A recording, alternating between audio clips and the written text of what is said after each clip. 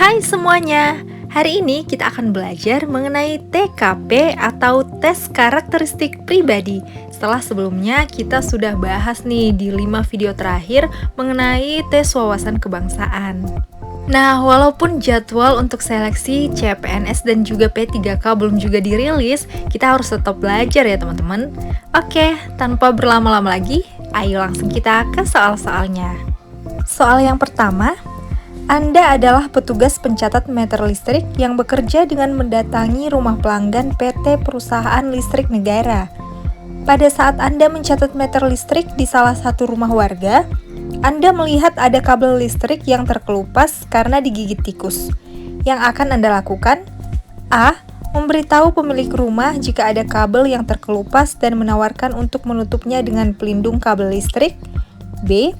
Memberitahu pemilik rumah dan memintanya untuk menutupnya dengan pelindung kabel listrik agar tidak berbahaya. C. Memberitahu pemilik rumah dan memintanya untuk mengganti dengan kabel yang baru. D. Membiarkannya karena masih banyak rumah pelanggan yang perlu Anda datangi. Atau E. Langsung meninggalkan rumah warga tersebut setelah selesai mencatat meternya.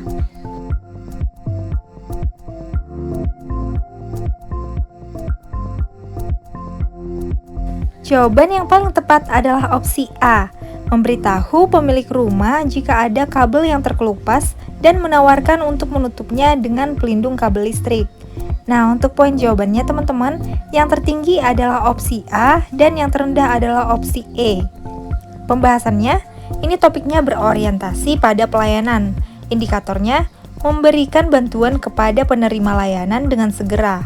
Anda mengetahui ada kabel listrik yang terkelupas. Jika dibiarkan, dapat menyebabkan bahaya seperti konsleting atau bahaya lainnya.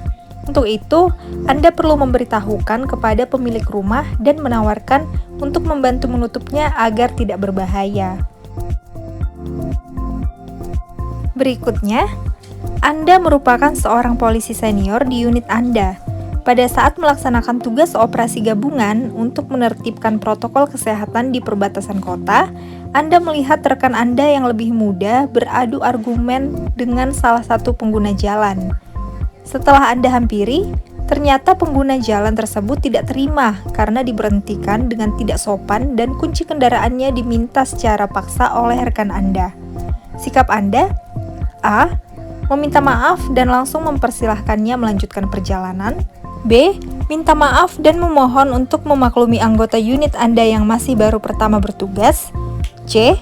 Melaporkan kepada atasan agar kedua pihak ditindak tegas. D.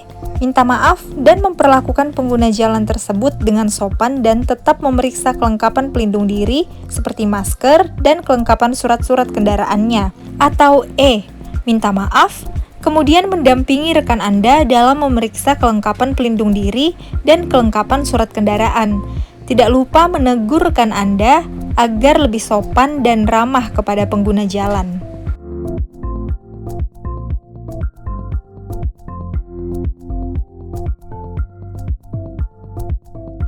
Jawaban yang paling tepat adalah opsi E. Minta maaf, kemudian mendampingi rekan Anda dalam memeriksa kelengkapan pelindung diri dan kelengkapan surat kendaraan. Tidak lupa menegur rekan Anda agar lebih sopan dan ramah kepada pengguna jalan. Nah, untuk poin jawabannya, di sini yang tertinggi adalah opsi E, teman-teman. Dan yang paling rendah adalah opsi A, meminta maaf dan langsung mempersilakannya melanjutkan perjalanan.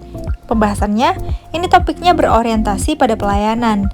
Indikatornya, cepat tanggap terhadap keinginan pelanggan dan melayani dengan baik sesuai dengan kapasitas, tugas, dan tanggung jawab Anda.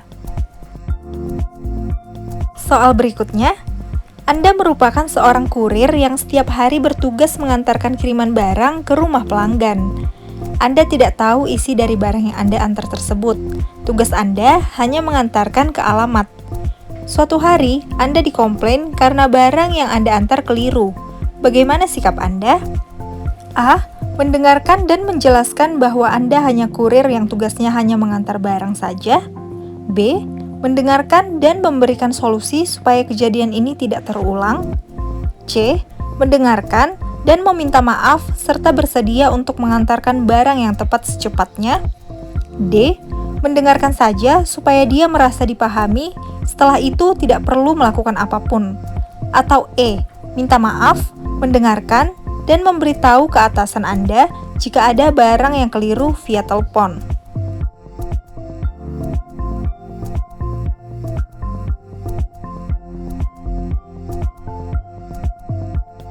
Jawaban yang paling tepat adalah opsi E. Minta maaf, mendengarkan, dan memberitahu ke atasan Anda jika ada barang yang keliru via telepon. Nah, poin jawabannya yang tertinggi adalah opsi E dan yang paling rendah adalah opsi D.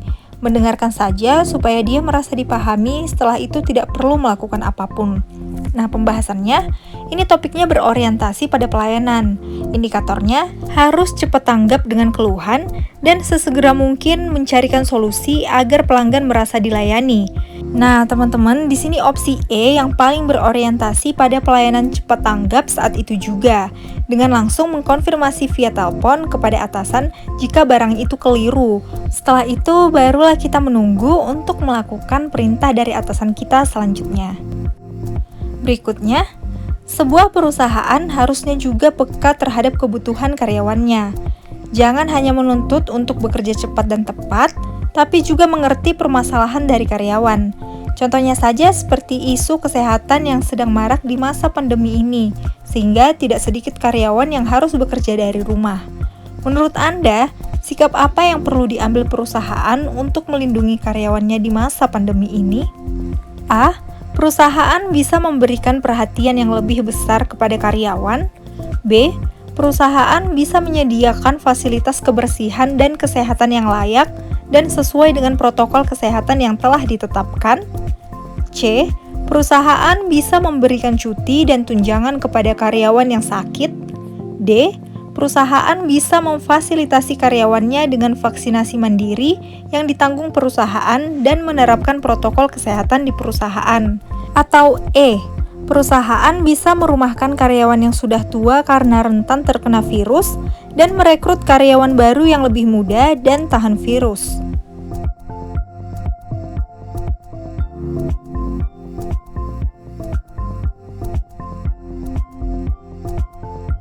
Jawaban yang paling tepat adalah opsi D. Perusahaan bisa memfasilitasi karyawannya dengan vaksinasi mandiri yang ditanggung perusahaan dan menerapkan protokol kesehatan di perusahaan. Untuk poin jawabannya, yang tertinggi adalah opsi D dan yang terendah adalah opsi E. Perusahaan bisa merumahkan karyawan yang sudah tua karena rentan terkena virus dan merekrut karyawan baru yang lebih muda dan tahan virus. Nah, ini salah ya teman-teman. Untuk pembahasannya, ini berorientasi kepada orang lain. Kita harus peka dan peduli terhadap permasalahan orang dan berempati jika bisa membantu, maka lakukanlah. Seperti kasus tersebut dengan diadakannya vaksinasi bagi karyawan dan diterapkannya protokol kesehatan di kantor akan membantu mereka dan mereka juga akan bekerja dengan lebih fokus. Berikutnya, siang ini Anda sedang melayani banyak nasabah di kantor Anda. Antriannya cukup panjang. Kemudian ada seorang kakek-kakek umur 70 tahun juga ikut mengantri. Karena terlalu lama dan antrian panjang, kakek tersebut meminta untuk dilayani terlebih dahulu. Maka sikap Anda, A. Minta maaf dan meminta kakek tersebut untuk antri sesuai dengan nomor antrian. B. Minta maaf dan meminta untuk tetap antri karena pelayanan didasarkan kepada jadwal kedatangan. C. Langsung melayani kakek tersebut karena dia sudah tua. D. Melayani kakek tersebut kemudian memberikan pengertian kepada pelanggan yang lain. Atau E. Memberikan pengertian kepada yang lain dan melayani kakek tersebut.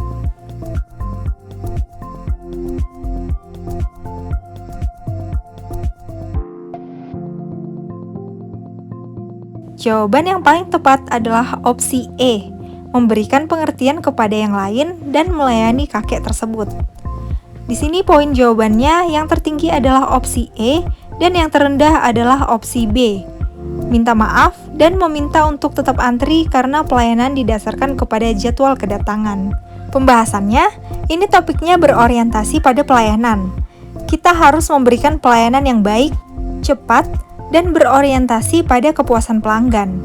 Di dalam kasus seperti ini, kita boleh mendahulukan kakek tersebut dengan menjelaskan kepada yang lain terlebih dahulu agar mereka juga merasa dihargai. Dalam pelayanan, wanita hamil, lansia, dan ibu menyusui adalah prioritas utama.